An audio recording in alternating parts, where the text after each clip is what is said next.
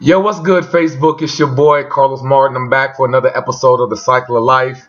Man, I appreciate all my cyclists out there that's following your boy, that's liking it, leaving comments.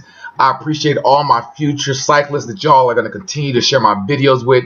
Please hit me on any social media platform: Twitter, Instagram, Facebook, YouTube. Just get the word out there, man. I'm just wanting to educate, enlighten everyone as you guys educate me at the same time, and we all grow together. So today, I called y'all here because I wanted to talk about this system that's been in place. And so I'm going to title today's message as The Evolution of Slavery, and how we're still living in this system that most of us don't even pay attention to. So peep this game, right?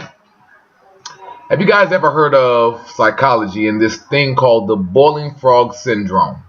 The boiling frog syndrome is when you take a frog and you put it in boiling water. The frog will immediately jump out because he knows that the water is hot. You can take this same frog and put it in another pot of water and slowly change the temperature, and the frog will never know the difference. It will slowly be cooked. Henceforth, they call it the boiling frog syndrome. Are we a part of that? Which frog are we? America? Society? World? Are we the frog that's jumping out the pot? Or are we the frog that's sitting in there slowly being cooked? So the way this show is going to go, we're going to talk about the evolution of slavery and how the plantation and business in 2014 is the same structure. On a plantation, you have a slave. The slave is the one out working the fields, breaking their neck to get ahead for their family. Then you have the slave driver. The slave driver is the one that manages the slaves to make sure that they're doing their job, and if they're not, they're whooping their back to make sure they get the job done for the end of the day. After that, you have the owner of the plantation. The owner of the plantation is the one who is in charge of it all. The owner is the one who is basically running the whole show that reaps the benefits of the plantation, right? Y'all still with me? Well, what does that sound like? That sounds just like a business. In business, you have people who are at the bottom of this pyramid, and those are the worker bees. And the worker bees are the ones who's doing all the grinding. They're the ones who know the job better than actually the owner knows the job. The owner just knows the vision and just is allowed to think to pass things down, and he has the managers in place. The managers are the slave drivers, the ones that's whipping the slaves or the worker bees back to make sure they get the job done to meet the quota for the day, right? And then you have the owner of the business. The owner of the business is the one who reaps the benefits because it was his dream that everyone else is working for to make it a reality so he can have the lifestyle that he wants, right?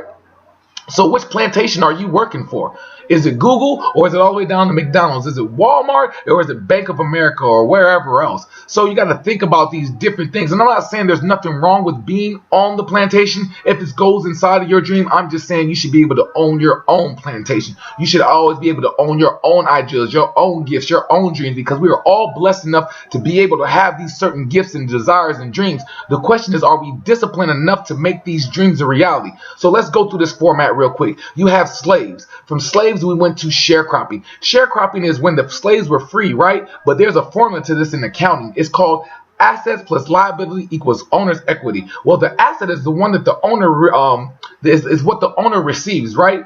Excuse me, the owner's equity is what the owner receives from your hard work. But as a slave, you was a liability. But when it came to sharecropping, they no longer had to provide health insurance. You were no longer provided these different benefits. So what did that mean? That means you still had to get out there and grind for your family, which means the owner no longer had to pay for your assets or your health insurance or none of these different things, yet he was still reaping the benefits of your work, of all of your hard work.